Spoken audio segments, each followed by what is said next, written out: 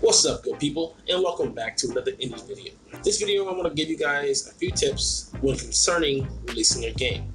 These are not like a in-ordered list or a best tips list. It's just 3 tips that I find interesting that can help, or at the very least, something you should keep in mind when releasing games. Real quick before we get started, if you guys want to support the channel, go ahead and check out my Patreon and all that good jazz down below. I have some pretty good perks that I think that you guys would like if you want to support me as a developer and whatnot.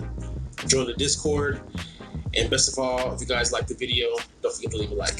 The first tip I want to give you guys is to have all of your ducks in a row.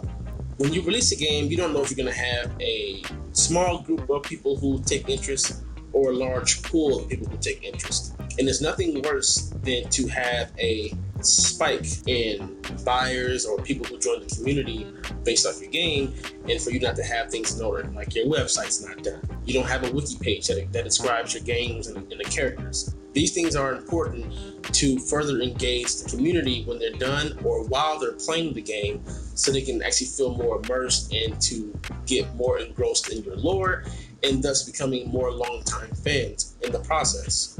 Pokemon Go is probably an excellent example of this.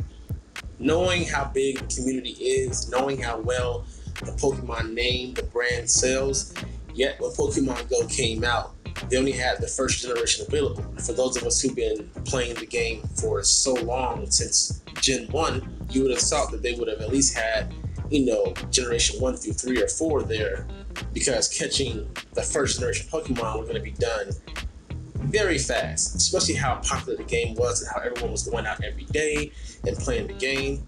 And I just felt they dropped the ball in that game, and it kind of picked back up. But in the beginning, when it was making crazy money every day, I felt they dropped the ball. And you don't want to be that way, because you're not even on that scale as far as developer goes.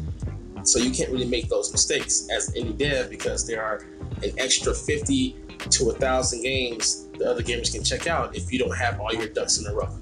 Tip number 2 is to be open, honest, and transparent with your community.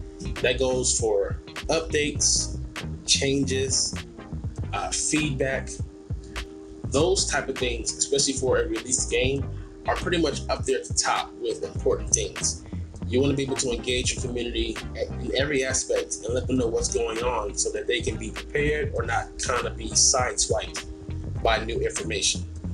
Even if you have to turn down feedback or, let the community know that it doesn't really work with your vision of the game and whatnot, there's a way to do that keeps you and the community happy without rustling any feathers. And the last tip that I want to give you guys, which is probably the most important, and that's don't fight with your community.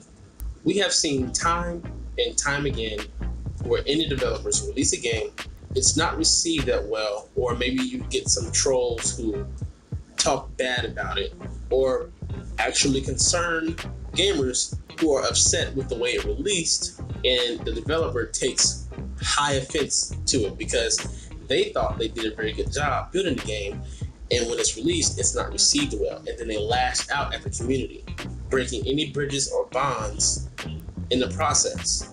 Discovery is already a problem for us as indie devs.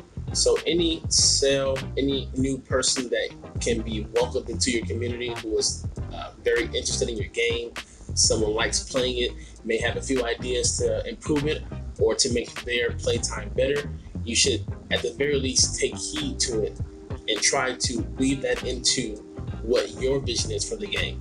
Don't be like countless others who took too strong of an offense to being told that the game isn't good, or that it can be better, or that they shouldn't use these type of assets.